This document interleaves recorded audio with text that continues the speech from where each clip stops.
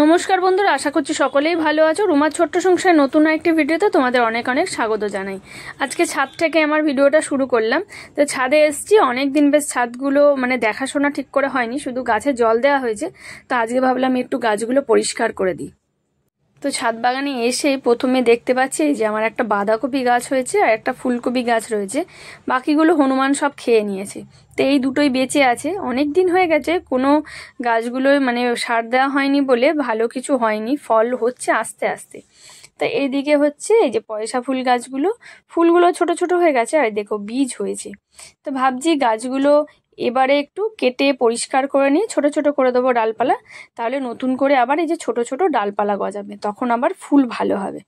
তা আজকে ভাবলাম ছাদ বাগানে এগুলো পরিষ্কার করি একটু। তো এখানে পয়সা ফুল গাছগুলো সব বড় বড় ডালপালাগুলো ছেটে দিচ্ছি, আর তারপরে একটুগুলি মাটিগুলো খুঁচিয়েও দেবো। খুঁচিয়ে খুঁচিয়ে নিচের মাটিগুলো নরম করে দেবো, তাহলে আবার নতুন করে গাছগুলো সুন্দরভাবে আবার ডালপালা গজাবে। তো এখন এই যে পয়সা ফুলের অনেকগুলো ডাল হয়েছে, অনেকগুলো ডাল ছেটে দিয়েছি, একটা বড় ডাল রাখবো। এই যে অনেকগুলো হয়েছে। আর এরপরে অ্যালোভেরা গাছগুলো আছে, সেইগুলোও পরিষ্কার করে দেবো। অ্যালোভেরা গাছের নিচের যে এই দেখো সব শুকনো হয়ে গেছে।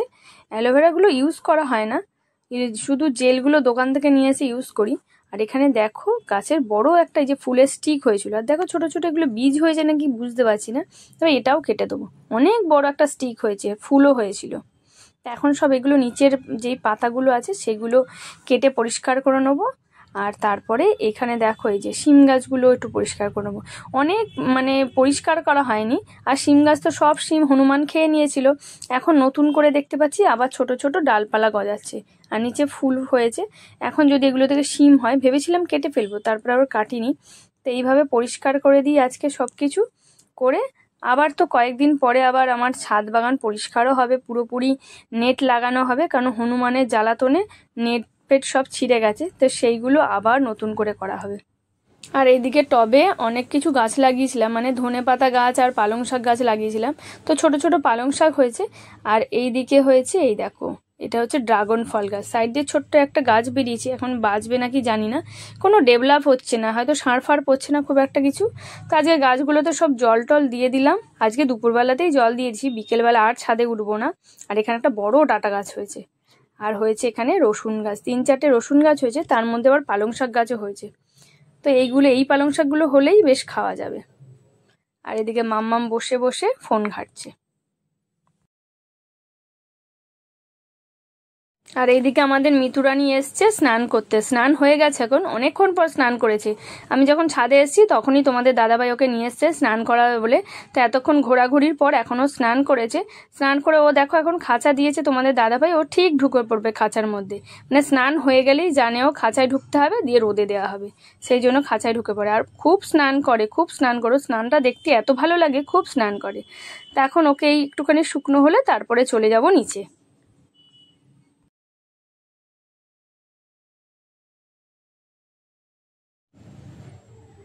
আর এখন রাত্রিবেলা আজকে বানাবো এগ রোল। তাই জন্য দেখো লাচ্ছা পরোটার মতো আমি লেচিগুলো করে নিয়েছি। খুব সুন্দর দেখতে হয়েছে, একদম লেয়ার বাই লেয়ার, কিন্তু খুব সুন্দরভাবে কিন্তু পরোটাগুলো তৈরি হবে। আর এগ রোল বানানোর জন্য এই লাচ্ছা পরোটা দিয়ে কিন্তু এগ রোল বানালে খুব ভালো লাগে। তো আমি কয়েকটা পরোটা বানিয়ে নিয়েছি, 2টো করে এগ রোল খাবো আমরা, তাই 6টা পরোটা করব। তো এখানে এই যে পরোটা বানিয়ে নিলাম, ভালো করে ভেজে নিচ্ছি পরোটাগুলো।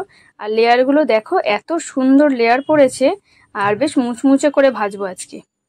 আর তবে কিন্তু এগ রোলটা খেতে খুব টেস্টি টেস্টি হবে। তো পরোটাগুলো সুন্দর করে ভেজে নিয়েছি, এবার ডিম দিয়ে এগ রোল তৈরি করার পালা। তো ফ্যাটানো ডিমটা আগে দিয়ে দিলাম, এরপর দেব পরোটাগুলো। একে একে সবগুলো আমি এরকমভাবেই ভেজে নেব খুব সুন্দর করে, আর যেন ডিমগুলো কাঁচা না থাকে। তো এরকমভাবে চেপে চেপে আর ভেজে নেব। তো এখন আমার এগরোলগুলো তৈরি করা কমপ্লিট হয়ে গেছে। তোমাদের দাদাভাই এবার এগরোলগুলো তো মুড়িয়ে আর কাগজ করে মুড়িয়ে নেবে, মুড়িয়ে এগরোলের মতো তৈরি করে নেবে। তো তার আগে শসা, পেঁয়াজ আর গাজর, কাঁচা লঙ্কা সব কিছু কেটে রেখেছিলাম, সেইগুলো দিয়ে আর এই যে সস দিয়ে তৈরি করে নিয়েছি এগরোল।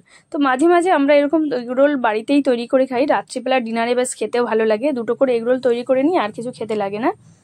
তো এইভাবে তৈরি করে নিচ্ছে, আর এই যে কাগজে মুড়িয়ে ব্যাস এগরোল তৈরি হয়ে গেল।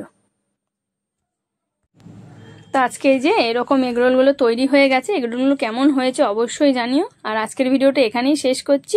ভালো লাগলে লাইক শেয়ার কমেন্ট করো। দেখা হবে একটা নতুন ভিডিওতে। টাটা সবাইকে।